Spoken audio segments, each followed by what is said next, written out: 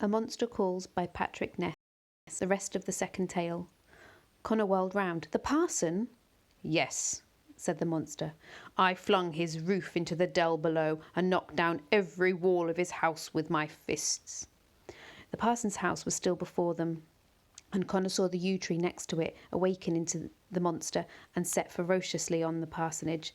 With the first blow to the roof, the front door flew open, and the parson and his wife fled in terror. The monster in the scene threw their roof after them, barely missing them as they ran. "What are you doing?" Connor said. Whatever is the bad guy." "Is he?" asked the real monster behind him. There was a crash as a second monster knocked down the parsonage's front wall. "Of course he is," Connor shouted. "He refused to help heal the parson's daughter, and they died." "The parson refused to believe the apothecary could help," said the monster.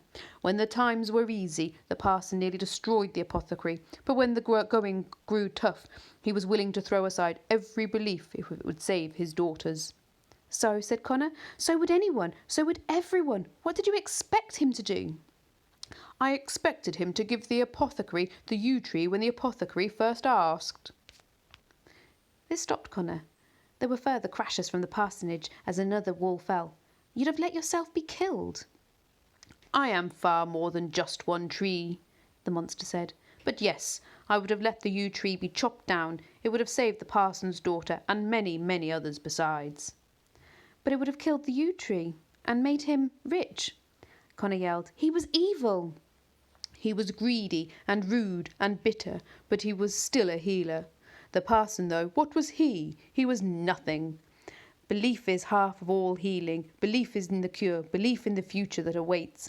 And here was a man who lived on belief, but who sacrificed it at the first challenge, right when he needed it most. He believed selfishly and fearfully, and it took the lives of his daughters." Connor grew angrier. "You said this was a story without tricks." "I said this was a story of a man punished for his selfishness, and so it is." Seething, Connor looked again at the second monster destroying the parsonage. A giant monstrous leg knocked over a staircase with one kick. A giant monstrous arm swung back and demolished the walls to the parson's bedrooms. "Tell me, Connor O'Malley," the monster behind him asked, "would you like to join in?" "Join in?" Connor said, surprised. "It is most satisfying, I assure you." The monster stepped forward, joining its second self, and put a giant foot through a settee, not unlike Connor's grandma's. The monster looked back at Connor, waiting. "What shall I destroy next?" it asked, stepping over to the second monster in a terrible blurring of eyes. They merged together, making a single monster who was even bigger. "I await your command, boy," it said.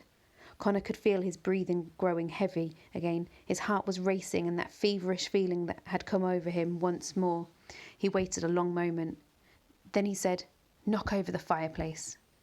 The monster's fist immediately lashed out and struck the stone hearth from its foundations, and the brick chimney tumbling down on top of it in a loud clatter. Connor's breath got heavier still, like he was the one doing the destroying. "Throw away their beds," he said. The monster picked up the beds from the two roofless bedrooms and flung them into the air, so hard they seemed to sail nearly to the horizon before crashing to the ground. "Smash their furniture," Connor shouted. "Smash everything." The monster stomped around the interior of the house, crushing every piece of furniture it could find with satisfying crunches and crashes. "Tear the whole thing down," Connor roared, and the monster roared in return and pounded at the remaining walls, knocking them to the ground. Connor rushed in to help, picking up a fallen branch and smashing through the windows that hadn't already been broken. He was yelling as he did it, so loud he couldn't hear himself think, disappearing into the frenzy of destruction, just mindlessly smashing and smashing and smashing. The monster was right. It was very satisfying. Connor screamed until he was hoarse, smashed until his arms were sore, roared until he was nearly falling down with exhaustion. When he finally stopped, he found the monster watching him quietly from outside the wreckage. Connor panted and leaned on the branch to keep himself balanced. "Now that," said the monster, "is how destruction is done properly." And suddenly they were back in Connor's grandma's sitting room. Connor saw that he had destroyed almost every inch of it.